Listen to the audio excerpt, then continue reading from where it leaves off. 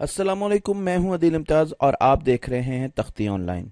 Einstein ने हमें theory of relativity दी, जो कि हमें मैक्रोस्कोपिक बड़ी चीज़ों के मोशन के बारे में बताती है।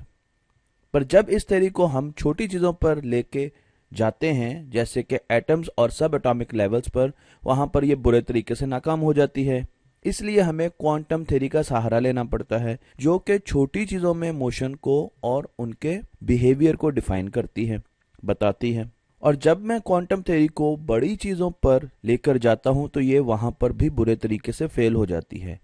ये थ्योरीज अपनी अपनी जगह काम कर रही हैं, पर इनमें मुताबिकत नहीं है। इसीलिए साइंसदानों ने एक तीसरी थ्योरी बनाई, जिसे हम स्ट्रिंग थ्योरी कहते हैं, जिसमें यह बताया गया है कि सब एटॉमिक लेवल से भी अगर बहुत नीचे चला जाएं, क्वार्क्स के साइज से भी बहुत नीचे चले जाएं, तो बहुत निचले लेवल पर स्ट्रिंग्स वाइब्रेट कर रहे हैं और उनसे हर किस्म का मादा पैदा हो रहा है। हर किस्म की चीज़ें जो हम यूनिवर्स में देखते हैं वो इन स्ट्रिंग से जनरेट हो रही है, जो कि वाइब्रेट कर रहे हैं। साइंसदान ये भी कहते हैं कि इनकी वाइब्रेशन से मुख्तलिफ किस्म की डायमेंशंस भी बन रही हैं। हम ये जानते हैं कि आइंस्टाइन की थ्योरी मुख्तलिफ जगहों पर जाकर काम नहीं करती, जैसे कि ब्लैक होल के अंदर जाएं या बिग बैंग से पीछे देखने की कोशिश करें। ये वो जगह है जहां थ्योरी ऑफ रिलेटिविटी इतनी कामयाब नहीं है। तो इसलिए स्ट्रिंग थ्योरी की वैसे भी ज़रूरत थी, ताकि वो इन चीज़ों के बारे में भी हमें बता सके। स्ट्रिंग थ्योरी हमें मैथमेटिक्स से मिली, और मैथमेटिक्स से हमें पता चला कि इन स्ट्रिंग्स में 6 डायमेंशंस छुपी हुई हैं। स्ट्रिंग थ्योरी से पहले हम ये समझते थे कि हम 3 डायमेंशंस में जिंदा रहते हैं, पर स्ट्रिंग थ्योरी ने हमें बताया कि 6 डायमेंशंस और भी हैं।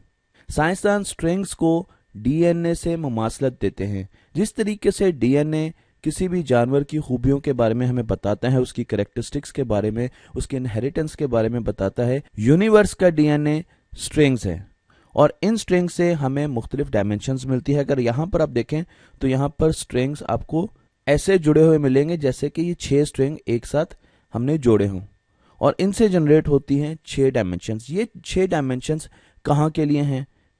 अब सवाल तो यह है कि इन एक्स्ट्रा डायमेंशंस की ज़रूरत क्या है, और क्या हम इन डायमेंशंस को देख सकते हैं? कुछ लोगों का यह ख्याल था कि शायद ये 6 डायमेंशंस 6 अलग अलग यूनिवर्स के बारे में बताती हैं। हमारी यूनिवर्स के अलावा 6 और यूनिवर्स भी है, जो कि एक एक डायमेंशन से जन्म ले रही है।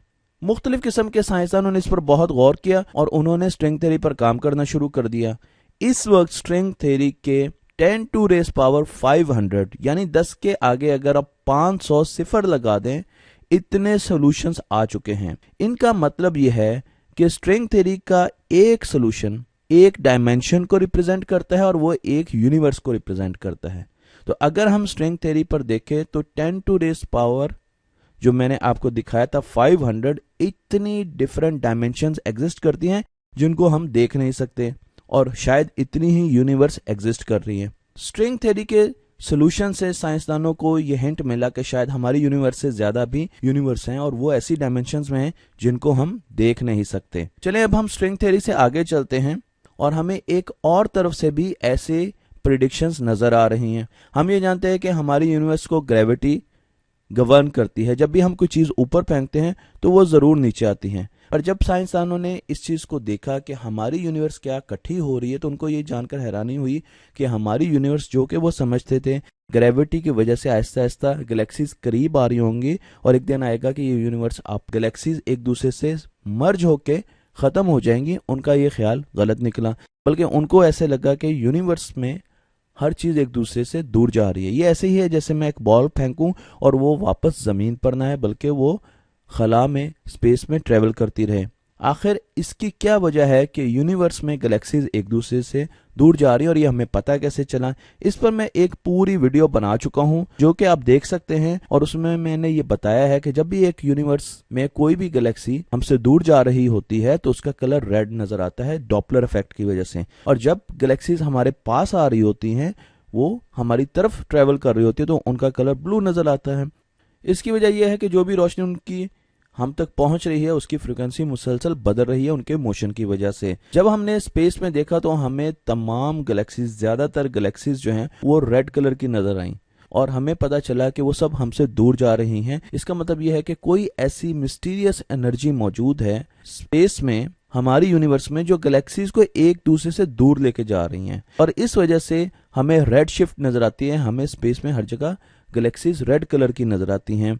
आखिर वो चीज है क्या, वो एनर्जी आ कहां से रही है? उसके लिए हमने बहुत सोचा, साइंसदानों ने इस पर बहुत ज्यादा गौर किया, और फिर उनका ख्याल है कि शायद ये क्वांटम लेवल पर जब हम जाते हैं तो हमें नजर आता है कि वहां पर वैक्यूम में भी क्वांटम फ्लक्चुएशंस मौजूद होती हैं, और इस वजह से वहां पर कॉन्टिन्यूसली एनर्जी जनरेट हो रही होती है, और ये एनर्जी शायद वहां से आ रही है। अगली चीज ने साइंसदानों को और ज्यादा परेशान किया जब उन्होंने इस एनर्जी की, जो कि गैलेक्सीज को एक दूसरे से दूर लेके जा रही हैं, इसकी स्ट्रेंथ कैलकुलेट की, और आपको हैरानी होगी कि इसकी स्ट्रेंथ 10⁻⁻120 है। इतनी कमजोर फोर्स हमारी गैलेक्सीज को दूर लेके जा रही है। बहुत ज्यादा सोचा गया, इस पर आज तक गौर हो रहा है, पर इसकी वजह समझ नहीं आ रही। ये एनर्जी इतनी कम क्यों है? मसलन अगर इसमें से 4 सिफर खत्म कर दिए जाए, इस एनर्जी को जिसे हम डार्क एनर्जी कहते हैं, इसको मैं खत्म कर दूं, थोड़ा सा कम कर दूं, इसमें से सिर्फ 4 सिफर मैंने खत्म कर दिए, तो अब ये 10⁻⁻116 रह गई है। तो हमारी यूनिवर्स में गैलेक्सीज ना बन सकती, जिंदगी हमारी यूनिवर्स में ना आ सकती, हमारी यूनिवर्स में कभी भी हम पैदा ना हो सकते। डार्क एनर्जी की एक वैल्यू से पूरी यूनिवर्स कंट्रोल हो रही है, ये साइंसदानों के लिए बहुत हैरानकुन था। पर जब उन्होंने इसको स्ट्रिंग थ्योरी के साथ मिला के देखा कि स्ट्रिंग थ्योरी हमें बताती है कि मल्टीपल यूनिवर्स हैं, डार्क एनर्जी हमें यह बताती है कि उसकी वैल्यू बहुत कम है हमारी यूनिवर्स में।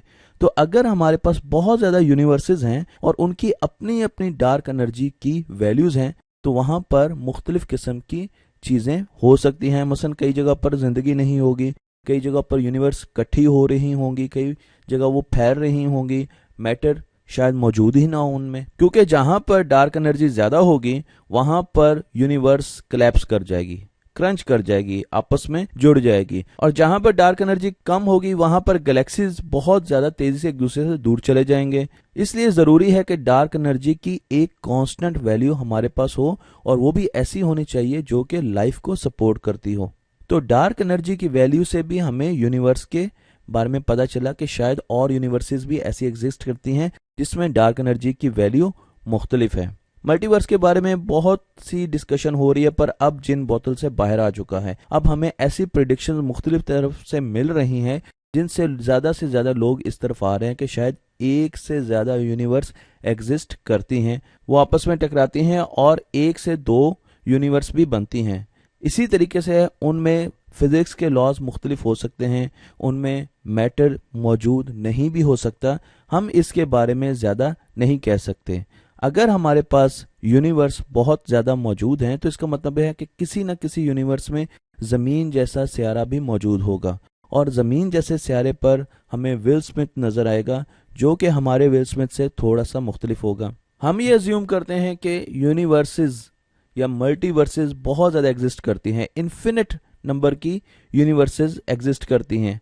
अगर ऐसी बात है तो इसका मतलब यह है कि हमें विल स्मिथ भी बहुत जगह पर नजर आएंगे, क्योंकि बहुत सारी यूनिवर्सेस में जमीन भी होगी, हमारी रेपिटेशन के चांसेस बहुत ज्यादा हैं। और इसकी सिंपल सी एग्जांपल मैं आपको डाइसेस से देता हूं। आप 3 डाइसेस लें, उनको बार बार रोल करें, तो आपको उनके कॉम्बिनेशंस, उनके पैटर्न्स रिपीट होते हुए नजर आएंगे। इसी तरीके से जब मल्टीपल यूनिवर्सेस होंगी, इन्फिनिट यूनिवर्सेस होंगे, तो हमारे बिल्डिंग ब्लॉक जो हैं वो भी रिपीट होंगे, और हम खुद भी किसी न किसी और यूनिवर्स में हम जैसे लोग पाए जाएंगे, क्योंकि हमारे बिल्डिंग ब्लॉक्स इन्फिनिट नहीं हैं, तो इसलिए उनके कॉम्बिनेशन बारहा रिपीट होंगे। 3 तरफ से हमें ये एविडेंस मिल रहा है कि मल्टी यूनिवर्स एग्जिस्ट करती है। मैं इनको अपनी वीडियोस में बता चुका हूं। थ्योरी ऑफ इन्फ्लेशन हमें बताती है, इसी तरीके से डार्क एनर्जी और फिर स्ट्रिंग थ्योरी, ये तीनों मिलकर हमें ये बताती हैं कि इस चीज के चांसेस काफी ज्यादा हैं कि हमारी यूनिवर्स के अलावा भी बहुत सारी यूनिवर्स एग्जिस्ट करती हैं। नबील अहमद साहब ने कुछ क्वेश्चन पूछे थे जिनके जवाब के लिए मैंने आप लोगों से रिक्वेस्ट की थी, और मुझे ये जान के बड़ी खुशी हुई कि बहुत से लोगों ने उनके जवाब देने की कोशिश की है।